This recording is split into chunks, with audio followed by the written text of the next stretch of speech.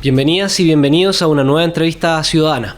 El día de hoy estamos conversando con Camila Zárate, quien es vocera del MAT, el Movimiento por las Aguas y los Territorios, también de la Asamblea Ecologista y quien tiene una formación jurídica en temas ambientales y en defensa de los derechos animales también. Así que bienvenida, Camila.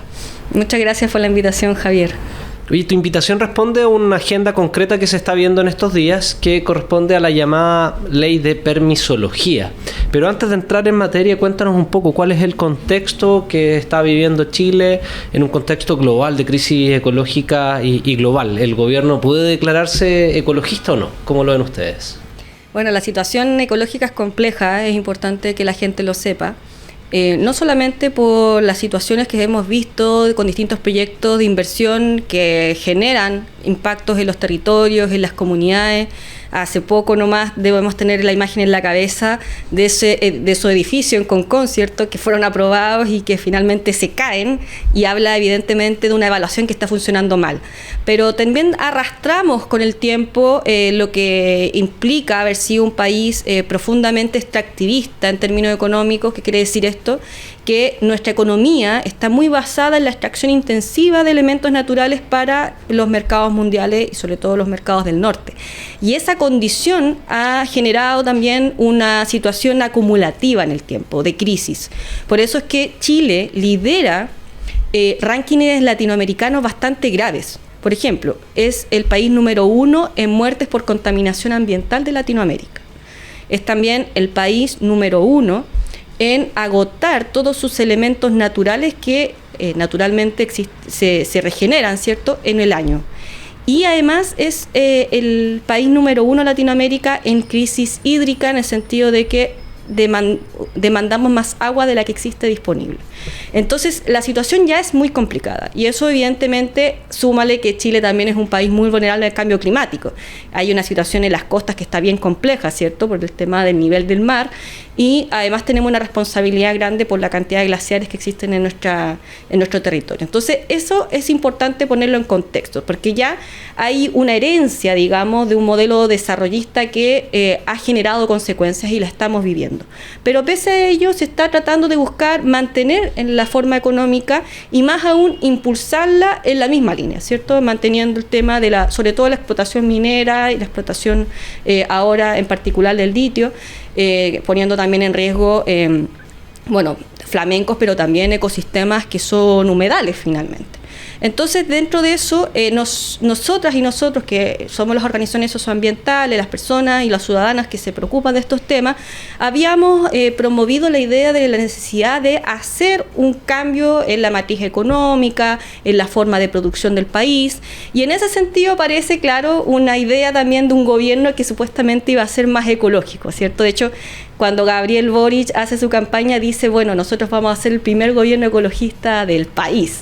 Y con ese tipo de discursos habla de esto de la transición socioecológica justa, y que claro, que se iban a cambiar un poco la matriz productiva para hacer estos cambios. Pero en la práctica hemos visto todo lo contrario, y más bien estamos muy, muy preocupados, y hay que decirlo, respecto de una agenda en particular, que es la agenda de permisología, que se ha instalado también a nivel mundial con esta idea de que los permisos retrasan la inversión y que casi son innecesarios.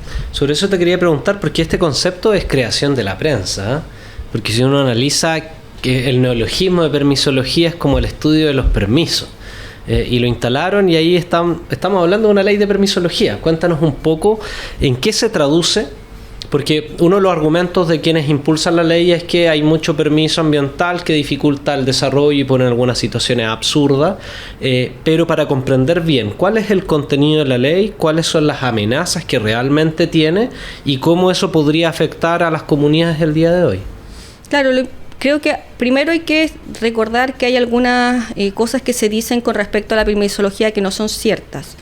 Por ejemplo, en nuestro país no hemos tenido una reforma ambiental importante desde el 2010, e incluso tenemos el mismo sistema prácticamente de los 90. Entonces, algo así como que hay más permisos para los inversionistas, la verdad es que no. De hecho, hemos estado más bien con la idea de que sería ideal, por ejemplo, que las participaciones ambientales ciudadanas sean vinculantes o por lo menos sean consideradas en todo tipo de evaluación ambiental y no solamente en un cierto estudio en los estudios ambientales, que un cierto tipo de permiso. Entonces ya hay, la verdad, varias falencias desde una perspectiva que le hemos llamado al principio de prevención, es decir, para prevenir que proyectos que van a generar impactos que son mucho más grandes que los beneficios se instalen, ¿cierto? Y promover con eso, y eso es importante decirlo, otro tipo de inversiones. Acá no se trata de que la regulación dificulte la inversión, sino que las reglas claras lo que permiten es que inversiones que cumplen con las reglas se puedan instalar. Y en ese sentido también hay que recordar otra cosa que se dice y que no es real. Las comunidades casi nunca son las que logran detener los proyectos, porque el 90% de los proyectos que ingresan a evaluación ambiental son aprobados, el 90%. Y el 10% que no, generalmente son los mismos titulares que piden más plazo porque no cumplen la normativa y son ellos mismos los que prorrogan los plazos de evaluación. Entonces, dado este contexto, nos parece obviamente muy preocupante esta agenda de permisología que ha promovido principalmente la cartera de Economía a través del ministro Nicolás Grau, en donde ellos establecen una gran cantidad de proyectos de ley. Por una parte, el proyecto de ley insignia, que le hemos llamado este proyecto de ley de permisología, que se llama de permisos sectoriales, el proyecto de ley de simplificación normativa, el proyecto de ley de reforma al sistema de evaluación de impacto ambiental, el de reforma a las concesiones marítimas y el de patrimonio cultural. Y además, como anexo, un cambio en el reglamento del sistema de evaluación de impacto ambiental. Todos estos proyectos hay que verlos como un conjunto porque todos buscan lo mismo, que en definitiva es debilitar la legislación ambiental, aunque digan que no, porque es la única manera, según ellos, de fomentar la inversión. En esta idea de que habría muchos permisos y, por tanto, habría que facilitarle el camino a los inversionistas.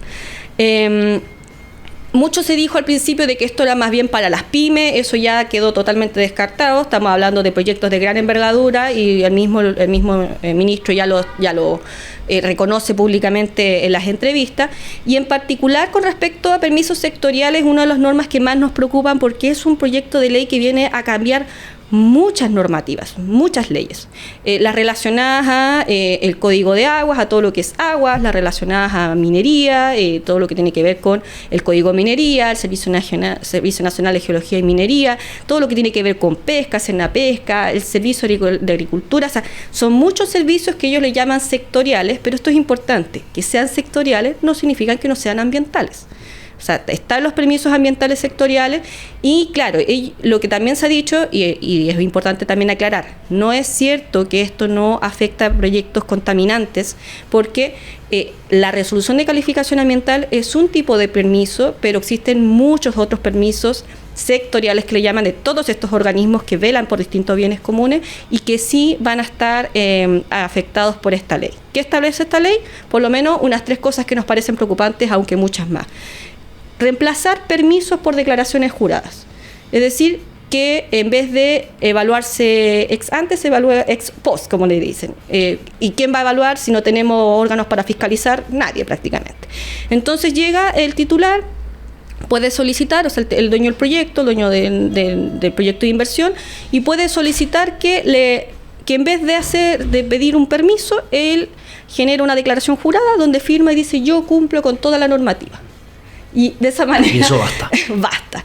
O sea, eso no es una evaluación. El Estado no vio el proyecto, no sabe si cumple o no con la normativa. Eso realmente que solamente después de una fiscalización que compruebe que el contenido de la declaración es falso, podría iniciarse alguna acción. Claro, pero eso también vulnera lo que hemos llamado, y que existe a nivel internacional, y Chile también es parte de eso, el principio de no regresión ambiental, que significa que el Estado, sobre todo en la situación ambiental acumulativa que habíamos hablado al principio, en esta situación no puede flexibilizar más la normativa, no puede retroceder en la normativa ambiental, y esto estaría retrocediendo, porque en vez de actuar preventivamente, es decir, antes que se produzca el daño, vamos a actuar cuando el daño ya esté producido, y hay daños ambientales que son irreversibles. Entonces eso es importante también aclarar.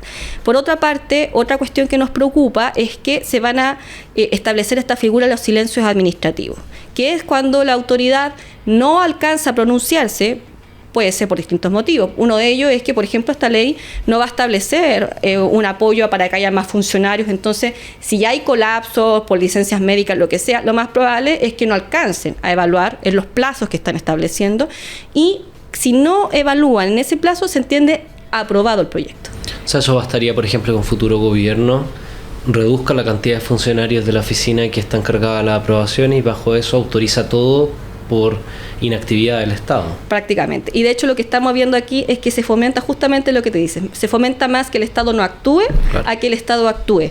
Es más, incluso aquí hay algo mucho más preocupante que tiene que ver con la agenda de corrupción, porque podría ser esto un incentivo para corromper funcionarios para que estos no se pronuncien y así aprobar proyectos. ¿Por qué claro no? Y otra cosa que también nos preocupa ya tiene que ver con, por ejemplo, esta idea de las tramitaciones aceleradas, que ya van a definir completamente por criterio político los ministros de turno y dicen, bueno, este proyecto me parece que tiene que evaluarse más rápido o este de acá. Entonces también no sabemos ahí qué criterio van a usar, si es que también podría haber algunos favores políticos, nadie sabe. Entonces no nos parece adecuado tampoco esa figura, y digamos que son estas tres figuras que más, las que más nos preocupan, pero la verdad es que este proyecto de ley trae muchas cosas negativas más. Y ustedes en su convocatoria responsabilizaban, y también lo han mencionado ahora en la entrevista, a Nicolás Grau. ¿Cuál es el rol del ministro de Economía y por qué creen que él es uno de los artífices de esta ley y tiene responsabilidades al respecto?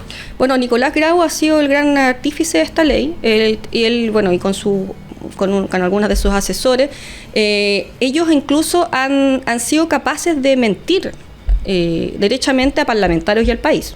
O sea, le ha dicho incluso a parlamentarios que, bueno, primero que esto no afectaría nada a lo ambiental, lo cual ya sabemos que es falso.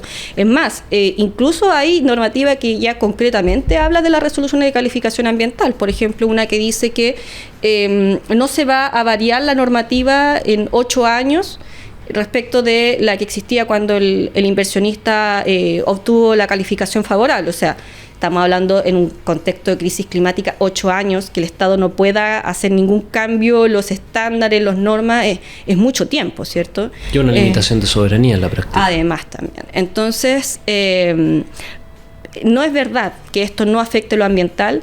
Y además también promete ciertas reducciones de plazo, de porcentaje, que tampoco tienen cómo realmente comprobarlo.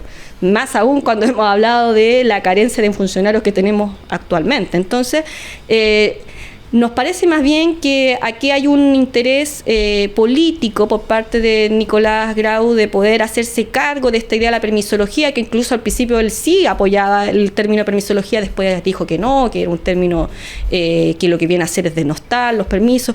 Él se ha dado varias vueltas y ha sido el promotor de esto, el que más ha incidido en el Congreso en solicitar que esto se apruebe lo más rápido posible. Es más, ahora en la Comisión de Hacienda también había interés de revisar el proyecto, pero él ha sido insistente incluso con declaraciones públicas diciendo que él esperaría que no se revisara, que esto se tramitara lo más rápido posible, lo cual también nos parece una intromisión muy fuerte a lo que tiene que ver el rol que cumplen los mismos diputados y senadores, ¿cierto? ¿Y cómo dialoga también con el rol del Ministerio del Medio Ambiente? Porque vemos que una regulación ambiental en realidad está siendo liderada por Economía. ¿Cómo ven ustedes también ahí esa tensión que podría eventualmente existir, comprendiendo de que la ministra Maísa Rojas también ha sido uno de los rostros, al menos antes de que asumiera el ministerio, de la defensa en contra de la crisis climática y ecológica? Bueno, la verdad es que hemos estado muy decepcionados también de la cartera de medio ambiente. Nos gustaría que hubiera un rol mucho más protagónico en esta materia. El gobierno estableció incluso un gabinete pro crecimiento y empleo que dejó totalmente fuera al Ministerio de Medio Ambiente. Entonces se están tratando temas que son ambientales, pero el Ministerio de Medio Ambiente no está diciendo nada. Nosotros, las organizaciones socioambientales, hemos generado distintos documentos, minutas, se las hemos enviado a personas que trabajan en el Ministerio de Medio Ambiente, pero no hemos tenido ninguna respuesta. Entonces también nos parece que aquí hay responsabilidades compartidas, porque evidentemente este proyecto sí involucra una afectación ambiental importante y el Ministerio de Medio Ambiente se está lavando las manos. Y cuéntanos cuál ha sido la articulación que han desarrollado desde las organizaciones ambientales. Uno de los elementos también que ha planteado el gobierno es que muchas veces en estas disputas no encuentra una contraparte con la cual conversar, dialogar, que se movilice. En este caso, ¿existe resistencia a la agenda de permisología? ¿Qué organizaciones podrías destacar de que están dentro de este proceso y manifestándose en contra de esta propuesta? Bueno, inicialmente la propuesta, como tuvo esta cara desde un punto de vista que era muy económica, ¿cierto? Solamente se discutió en la Comisión de Economía de la Cámara de Diputados, luego fue rápidamente aprobada, y una vez ya en Hacienda, con los cambios que se estaban haciendo en la Comisión de Economía, bueno, ya era muy evidente que esto no era solamente una norma de economía, ¿cierto? Incluso nos hubiese parecido idóneo que hubiese sido discutida por las comisiones de medio ambiente de la Cámara Baja y la Cámara Alta, pero eso tampoco sucedió. Entonces, esto ya evidentemente empezó a generar un movimiento más grande en las organizaciones socioambientales, y la verdad es que estamos articuladas ya en todo el país. Nos articulamos a través de esta nueva plataforma llamada Asamblea Ecologista, pero que acá hay muchas organizaciones que tienen muchos años de trabajo. Estamos como Movimiento por el Agua y los Territorios, está FIMA, está Ecosur, está Mosacat, se integró también Modatima. La verdad es que estamos todas las organizaciones en esta misma vereda de que ya estamos completamente enterados de lo que busca este proyecto, de evidentemente esta retórica, este relato que se instaló, como bien decías tú, a nivel de los sectores empresariales, a nivel comunicacional, pero que es un término inexistente, por ejemplo, en el ámbito jurídico. Permisología no existe. Entonces, desde ese aspecto, nos vimos en la necesidad de articularnos todos y realizar distintos espacios de manifestación, también de emplazar a parlamentarios. También en estos momentos ya tenemos una bancada importante de parlamentarios, tanto diputadas como senadores, que estarían dispuestos a rechazar este proyecto de ley, que ahora tiene que nuevamente votarse en el Senado y luego en la Cámara de Diputados. Perfecto. Y Camila, también para ilustrar un poco la materia de conflictos ambientales, ¿qué es lo que está en juego? Hay uno de los conflictos que se dejó de hablar después del fallecimiento de Piñera, pero que sigue abierto, que es el caso de Minera Dominga, donde es difícil seguir el hilo de qué es lo que ocurrió, porque se convocaba al comité de ministros, se anunciaba que se rechazaba, luego habían decisiones de los tribunales ambientales que decían que tenían que verse de nuevo. Entonces, cuéntanos un poco cómo ha funcionado la institucionalidad a partir de este caso, cuáles son las deficiencias que ves actualmente y que un poco contrasta con este impulso a desregular, cuando incluso vemos que con la institucionalidad actual no da abasto para satisfacer las demandas de las comunidades o garantizar la integridad de estas mismas. Entonces, cuéntanos un poco en qué está el caso Dominga primero y cómo ven ustedes que ha funcionado la institucionalidad a partir de este caso. Bueno, justamente nos parece que en ese sentido el gobierno de Gabriel Boric está avanzando en la dirección contraria de lo que nos esperaríamos con el caso Dominga, porque el caso Dominga lo que nos vino a mostrar es hasta qué punto son capaces los empresarios inescrupulosos a llegar para obtener sus rentabilidades, porque finalmente la instalación de un proyecto no es el objetivo final, sino más bien los beneficios económicos que les traen a estos privados, ¿cierto? Entonces nos parece que no se aprendió nada, porque en el caso Minera Dominga hubo evidentemente situaciones que se comprobaron, ¿cierto?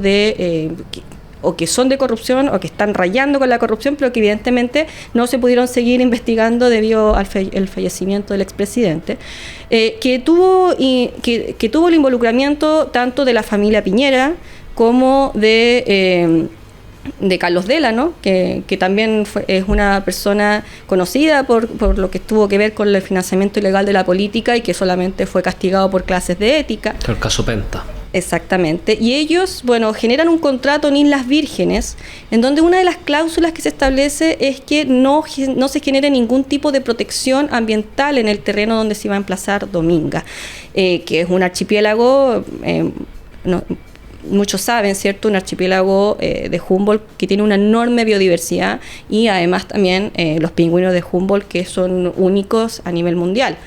Entonces,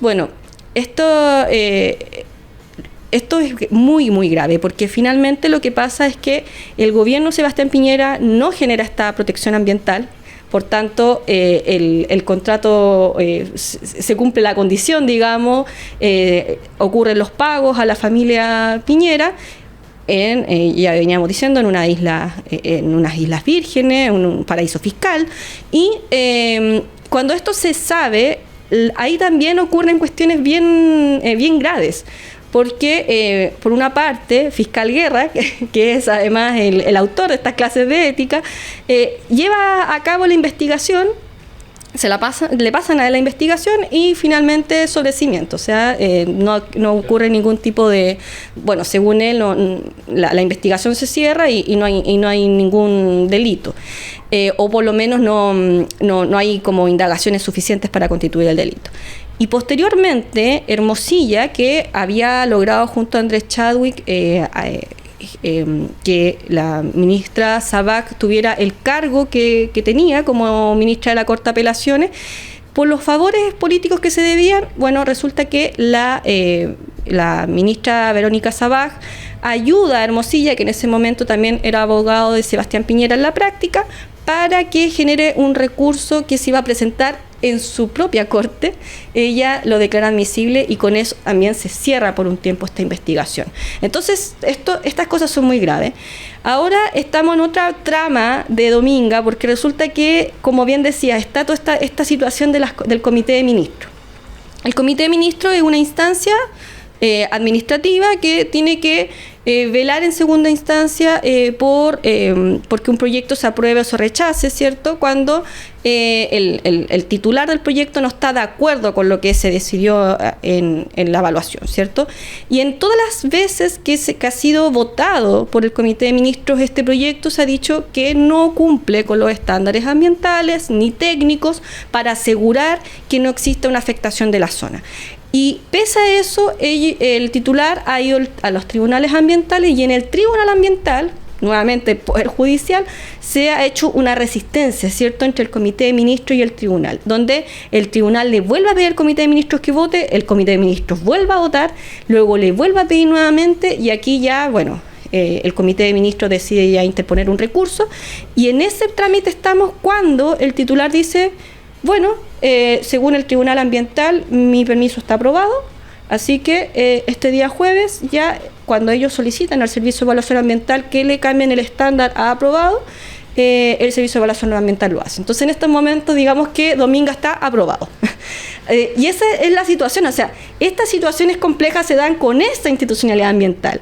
Yo no esperaría... Y además que salieron celebrando de que se le había puesto fin a Dominga y ahora... No, bueno, hay un montón aprobado, de gente, ¿no? hay un montón de gente que en este momento está celebrando que Dominga, o sea, que bueno, que Dominga al menos no está aprobado. No, en este momento la resolución ellos la cambiaron y la resolución de calificación ambiental está en estado de aprobado. Entonces yo digo, bueno, y lo que decimos todos, ¿cómo es posible que en este tipo de casos, que ha ocurrido corrupción, que ha ocurrido un problema de funciones entre el Comité de Ministros, entre el Tribunal Ambiental, o sea, ya con la institucionalidad ambiental que tenemos, la situación es totalmente débil en términos de protección ambiental, ya decíamos además que el 90% de los proyectos se aprueba.